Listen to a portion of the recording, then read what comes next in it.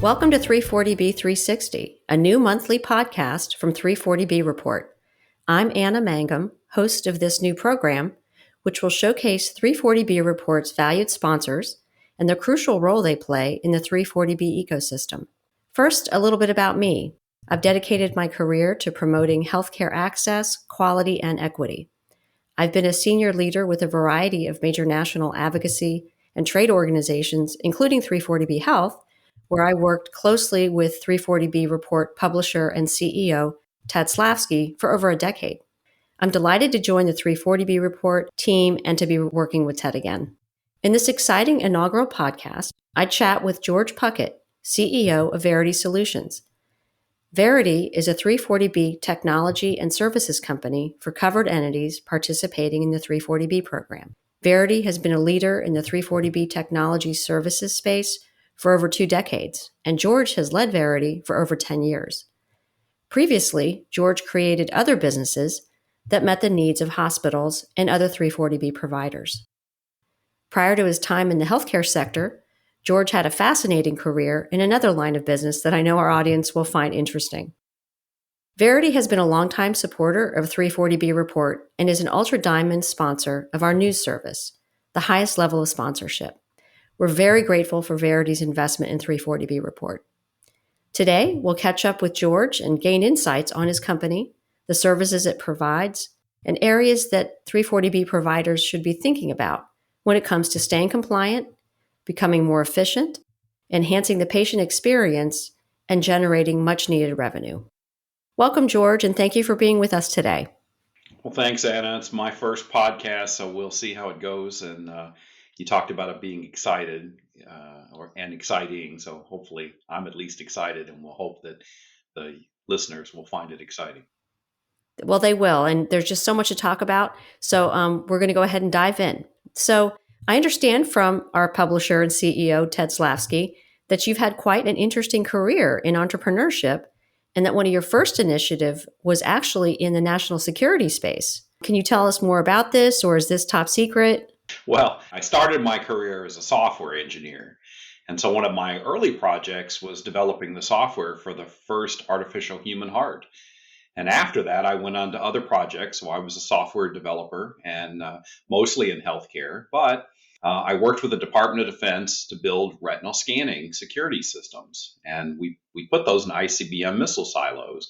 And so that was kind of neat to go visit all the ICBM missile silos and install security systems for those. But we used those for other things, even mundane things like time clocks, if you can imagine. So companies like Western Union and Kroger use my retinal scanning systems for their employee time clocks at one point. Amazing, amazing. Well, that's quite a different path than some other folks who are in our field. Can you tell us a little bit more about where you grew up, where you went to college, what you majored in? I heard some mention of maybe southern France being in the mix there somewhere. So I grew up in central Massachusetts, and then my family moved to Kentucky when I was in high school. So that was a big shift. Certainly, to move to Kentucky, doing it in the middle of high school was a bit interesting. Yeah. But I spent most of my adult life there. It turned out to be a good place, right in the center of the country. So it was good for business. I didn't move to Seattle until the end of 2015 when I was starting Verity. So I've mostly been East Coast, middle of the country, Midwesterner, if you will.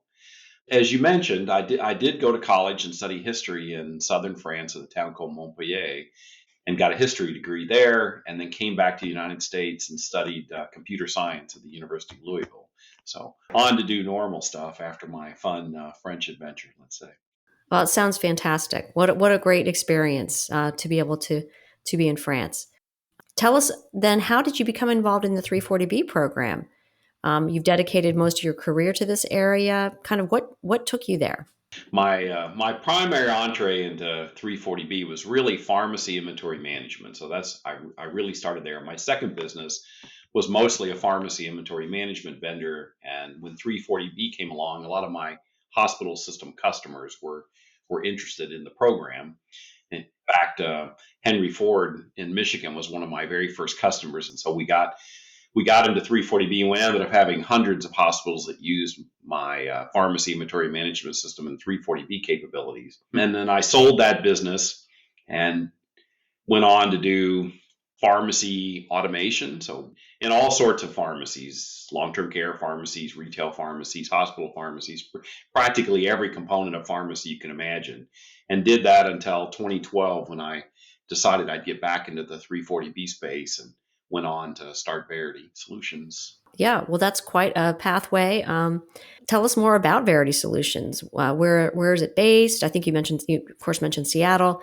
How many staff do you have? And maybe tell us something about the key services that you provide to stakeholders in the larger healthcare supply chain. Okay, well, thanks, Anna. As you'll see, as I talk about what Verity does, you're going to start to hear some of that background, me, the software engineer, that pharmacy inventory management, because we think that a lot of what Verity Solutions does fits into that space for our customers. So first of all, let's go back. We're based in Kirkland, Washington, which is a suburb of Seattle. They call it the East Side. So all the techie companies like Microsoft and Amazon are all on the East Side, and by East Side we mean East Side of the giant freshwater lake called Lake Washington, as opposed to the ocean side, which is where Seattle's in the harbor of Puget Sound. So we got about 160 employees spread all across the United States, which is handy since most of the hospitals are east of the Mississippi. So sometimes it's challenging to wake up in the West Coast. And even if I get up at 5 a.m., it's already 8 a.m. on the East Coast, and customers are already calling and emailing. Yeah. So good for us to have customers all across the country so we can support them in their time zone. Like I said, about 160 of those. And we manage a lot of drug replenishment. So 340B, if you will, got started as a way to buy the drugs at a discount. Mm-hmm. And so remember me talking about being in sort of the pharmacy inventory management space. And so all of this inventory needs to get replenished. And so today we do about 20 billion in drug replenishments across our customer network. And we Mm-hmm. we've solved problems for, but serve about 1,600 hospitals, about 750 FQHCs, about 1,500 infusion practice locations, and about 5,000 retail and specialty pharmacy locations. So quite a wide variety of pharmacy related customers across the country. Wow, that's quite a footprint. And we get a lot of data as a result of that process. So today we get on the order of 200 million med administration records a day. That adds up to about a billion a week. So if you can imagine all of the med administration records and purchase orders and things occurring along the way, you can see that we manage a lot of data, and we built our system to sort of handle that volume. One of the things customers can think about Verity is we're good at managing a lot of data. Our system's very fast, and we have a lot of comprehensive security, because you can imagine this is all personal healthcare information, PHI. Right. So we're high trust certified at the highest levels and SOC 2 compliant, and all of the things you could do to keep the data encrypted and safe. Verity focuses on. And you talked about what do we do for customers. So we serve our customers in a lot of ways, and a growing number of ways. I think as we talk some more, some of the manufacturer restrictions, other things are sort of pushing everybody in interesting ways. But one of the ways that Verity does is we continue to expand our set of services. So of course we do split billing, where we help hospitals replenish their drugs for their inpatient and outpatient locations. So we do that process. We do contract pharmacy, where we help connect patient prescriptions that get filled outside the hospital, either in retail or specialty, with the hospital, so we can monetize that process. So contract pharmacy. Of course, physicians refer patients to specialty providers, and so we hunt those down, and we have both a do-it-yourself and a full-service referral capture system where we can help do that. We have what's called a Verity Care Card, where we can help health systems provide what acts like a group health insurance card to patients, so that if they have to show up at a pharmacy, of course, if you don't have an insurance card, then you have to get cash, and it's often complicated or inconvenient to try to call up the hospital and say, should we give Anna her drugs for free or at a discount? And so it's much easier to have what looks like a group health insurance plan that's paid for by the health system with their 340B savings. So Verity Care Card. We also serve lots of other mechanisms. So there's other ways that you can serve your patients besides 340B. So you might be self-insured as a big health system, and you want to make sure that you treat your employees or their dependents. That's called own use, and we do that program for many hospitals and including the Department of Defense. So we have a lot of own use capabilities there. We also found, because we manage all those purchase orders, that we can help our customers do a better job of getting the right product at the right price. And so we have a product called VeriSave that saves them somewhere between 5 and 10% of their total drug spend. So of course that's a big opportunity for customers to save money. We're in infusion practice management and purchasing and prior authorization and many different components of the healthcare system. So you can see Verity pushes out into all of these things. And so when I name the company Verity, which means truth, then solutions, so Verity Solutions, because we're going to bring a lot of options. Well, that's great. Yeah, it's really interesting to hear that background on the name. And you've got obviously a really robust portfolio to address what is such a complex system of transactions and a lot of needs to protect information and so forth that you particularly need to address or be effective with. So, what is it about Verity that you think makes it unique and particularly valuable to the 340B provider community? Well, I mentioned a couple of those things, a wide range of solutions, because everybody in the 340B space is not the same. You've got big health systems, big IDN systems who have, really complicated needs. They might have a central warehouse that needs managing, and that has all sorts of complexities. Just imagine that I got 10 hospitals and 3 of them are not 340B hospitals. Well, how do I tell the difference between the stuff on the shelf that's at the 340B prices versus the not? So that's a really complex solution for a big IDN that Verity works on. And then you've got an FQHC that's serving migrant farm workers in a rural space, and they have a different set of needs. They've got to fill out, paperwork to keep their grant. They've got to figure out how they're going to manage even scheduling appointments and providing, what's my drug formulary that I want to offer to my patients. So there's a wide range of things that we think make Verity unique because we serve all those different pieces.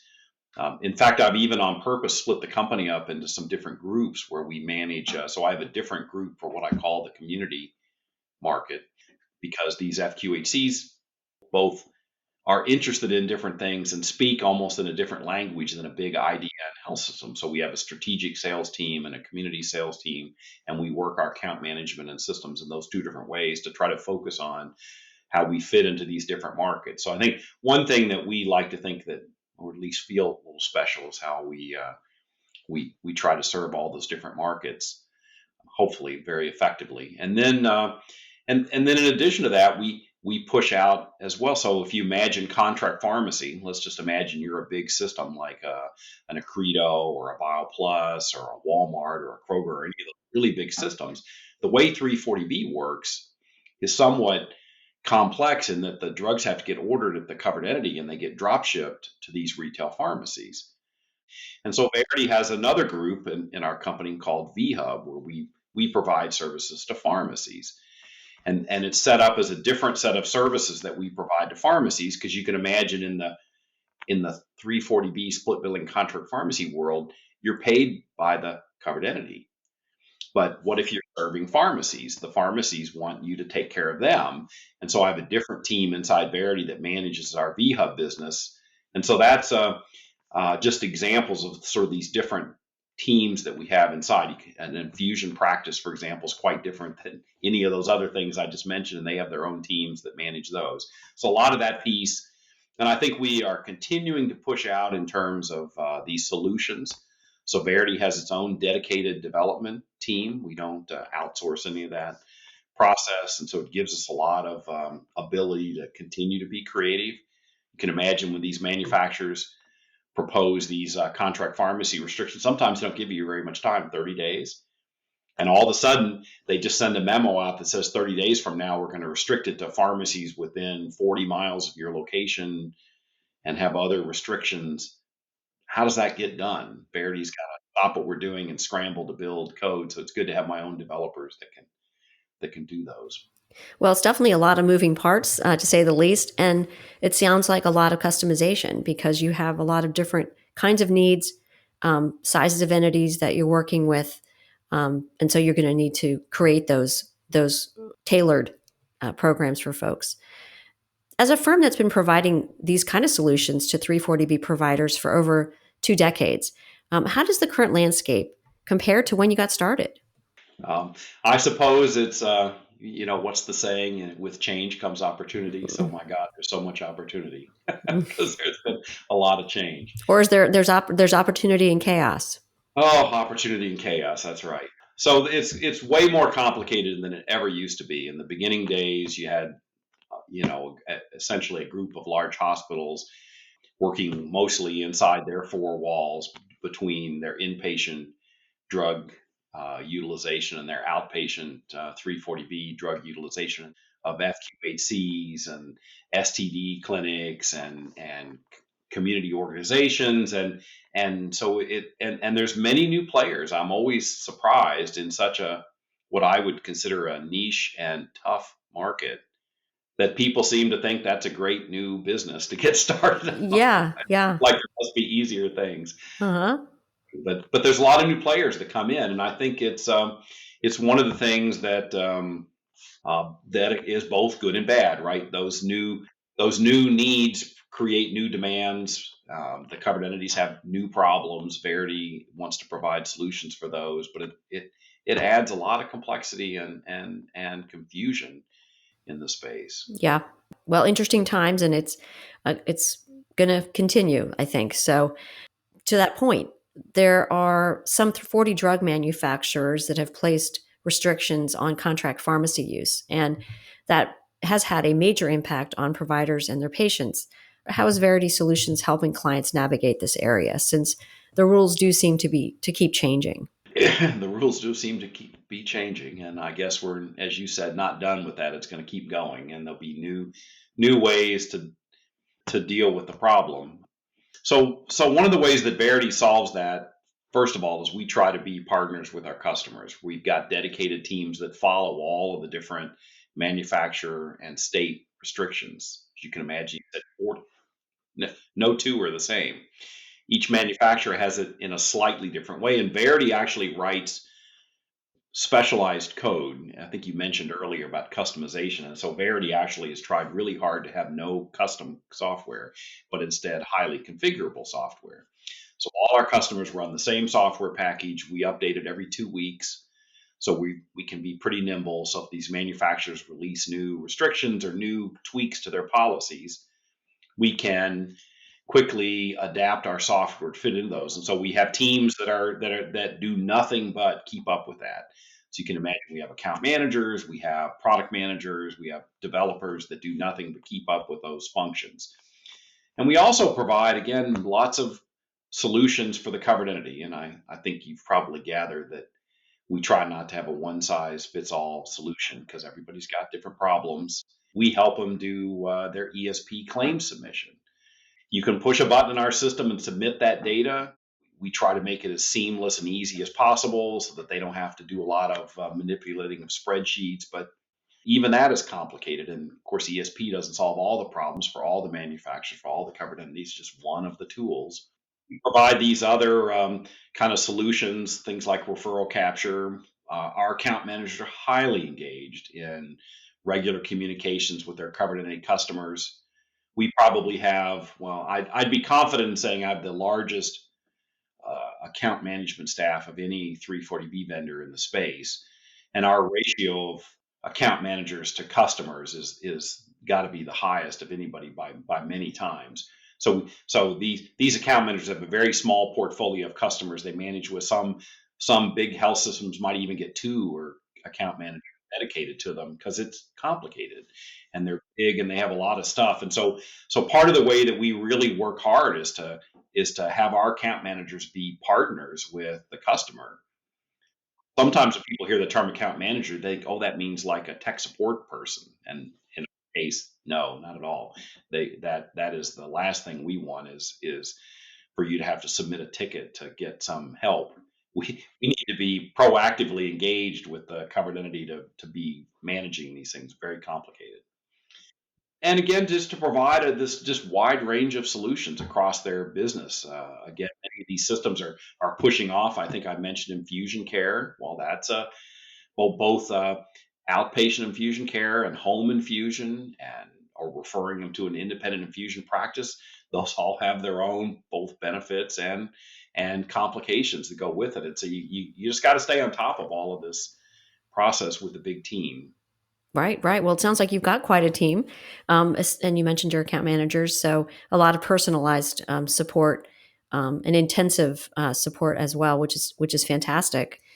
So there's been a lot of progress. You mentioned laws earlier, all the laws. There's been a lot of progress at the state level on restoring access to 340B pricing in the contract pharmacy space, as well as more and more bills and laws that would require additional reporting requirements on 340B providers. While there have only been a few reporting bills that have become law, it does seem like a trend that covered entities need to prepare for. So, what are the challenges that covered entities face in trying to gather this information? And how can Verity be helpful in those efforts? Well, I guess it always makes me grateful that I'm not in the legislature at either the state or the federal level, because it just seems mind-bogglingly complicated to expect that a congressman could try to understand all the many areas, right? And this is just one tiny little part of their bigger world that they've got to deal with. So the world is complicated, and 340B often suffers from misunderstanding of that process, right? It's a process that most time that nobody gets. Nobody understands. It's a replenishment program. After the fact, I buy the bottle, and then the what bottle I replace is the one I get the discount on, and so many of these things cause some of the problems. And so you talk about reporting requirements; those everybody's interested in what do you do with the savings, and by and large, the vast majority of 340B entities, if not all 340B entities, are very actively engaged in trying to help their patient population.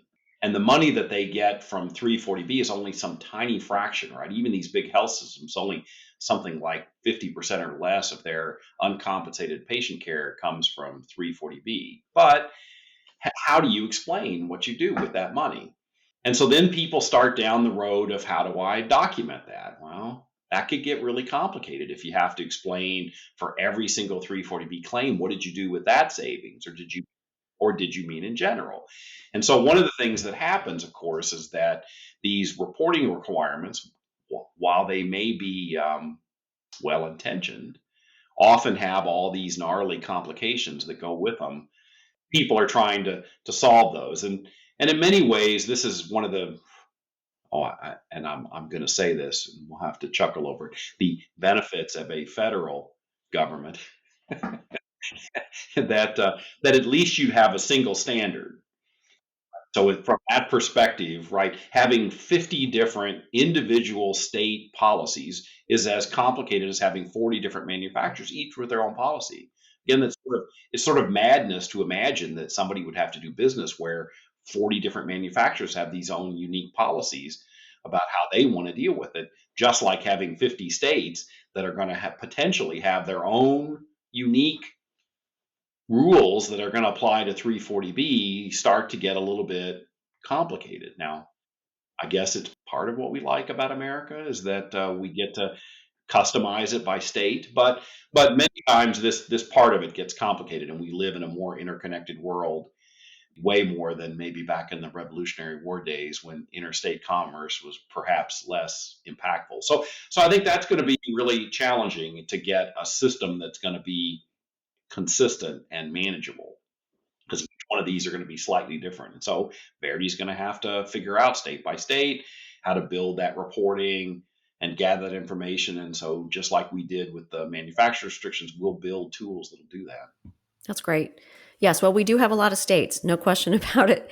So the possibility of shifting 340B from an upfront discount program to a rebate model is a major concern for the 340B provider community, which you are well aware of. What are your thoughts about this potential shift? There are going to be ramifications for providers and ultimately for patients. What are your thoughts about that? Well, it would have been easier to have started a program like that in the beginning because it's going to be really hard to change. Because almost certainly, let's just imagine that you pick a 45 or 60-day period where the rebate gets requested. So immediately, what's going to happen is all covered entities will have to buy their drugs at list price at WAC, and they're going to have to now eat that money for 60 days before they get reimbursed. Now, essentially, that's going to mean that all covered entities have to take 60 days of drug expenditure and just eat that. That's big across the whole systems. That's a big number. I haven't heard anybody propose how that would get accommodated, but many smaller facilities can't. They can't absorb 60 days of their total drug expenditure that I would now have to buy before I got reimbursed. Because remember, then that 60 days I'll get reimbursed, but I will have bought more drugs in that 60-day period for which I'll get reimbursed 60 days later. So again, you have to just take 60 days worth of drug expense out of your pocket and you'll never get that money back. So that's one. The second thing is that you can look at these 40 manufacturer restrictions and imagine that they're likely not going to have a consistent policy on how I decide it's 340B or not, because they get to be judge and jury on this process. And you're going to ask the covered entity to buy the drug at WAC and hope that they get paid back later at a 340B price. What if you don't? What if you gave that drug as a contract pharmacy drug to somebody and you're like, oh, just kidding. Even though we thought we had a contract pharmacy transaction, I didn't get reimbursed at the 340B price, so I want all my money back. Well, that'll probably be clunky in that process. So how will you manage all of this? Now, you can see it from the manufacturer's perspective that say, well, yes, we want some, there's some benefits to them of the same process. But once again, I come back to it would be a little bit scary to say that you'd get 40 different processes that would occur, that everybody would try to manage their own little process of rebating and the rules that would apply to those. So I just think it's going to be hard for covered entities to provide the kinds of financial resources, the staff that it's going to take. Because remember, you're going to have to buy the drug at WAC. You're going to have to give it to the patient. You're going to have to use up the drug, recognize that you've used it up, place a replenishment order also at WAC, get that drug in, then submit that replenishment order for rebate, and do all of that within some 45-day process, or you lose your opportunity to get that done. I mean, it's going to be, you have to be really on your game to make that happen. And it just seems hard to imagine that that's going to consistently occur in some regular process that anybody could manage. So I think it's going to be very complicated. I get sort of why they want to do it. I just think that the practical side of that is going to be almost unmanageable. Yeah. No, it's a lot. Speaking of which, I'm going to mention the Inflation Reduction Act is implementation is coming closer and closer, among other things. So, what do you think 340B providers should be getting prepared for down the road? Well, of course, what we try to get prepared for is whatever hits us out of the blue with some short-term notice. So, just like you mentioned, IRA has similar problems to the rebate. It's the same kind of process where there's going to be another payment model and another claim submission model. It might solve the duplicate discount concern, but it still has problems with payment delays and other issues that'll be similar to those. So covered entities have just got to continue to stay flexible and make sure that they've A, got a good program, and B, they're ready and staffed to deal with these changes, because they're likely to be short noticed issues. Sounds like it. Do you have any other thoughts or advice that you'd like to share with the 340B community before we wrap up? I wish I had magic answers for when 340B is going to get more normal. Sometimes I always say I almost don't care what the rules are as long as they just stop changing Right. them. So like what to do. So that's part of the challenge. But I think if I could say anything, I'd say certainly all 340B vendors, all TPAs, that we're not alike. So I often hear covered entities say, and to say it irritates me when I hear it, all TPAs are the same. And it's like, wow, that's not true, right? When I think about Verity and all the things that we do, our customer service, our award-winning innovations and expanded offerings, that security, our on-staff developers, that 2-week turnaround development. I mean, those are very unique things that we think make us quite quite different than our competition in the space. And I think if I were a covered entity, I'd start to think about what would I need as a partner in this wildly volatile time in 340B. And so one of the things I'd start to think about is, what do I really need to be looking at in terms of capabilities, and not just price. It's got to be more than just that. So they might have to think bigger about where they want to go and what the ramifications of some of those choices are. Yeah. Well, it's a lot for them to think about, but important to think about. Stakes are high. So that's it for today. We're so glad you could be with us. We really appreciate your time and for joining us and sharing your thoughts. Stay tuned for our next podcast, which will be in May. Thank you, Anna.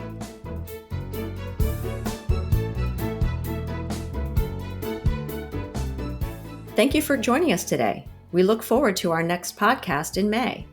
If you're not already a subscriber, please consider subscribing to 340B Report by going to 340breport.com and using the coupon code PODCAST25. It's the best way to stay on top of the latest developments in the ever-changing 340B program. Also, check out our other podcast, Inside 340B Report, to hear our journalists discuss the latest developments in 340B.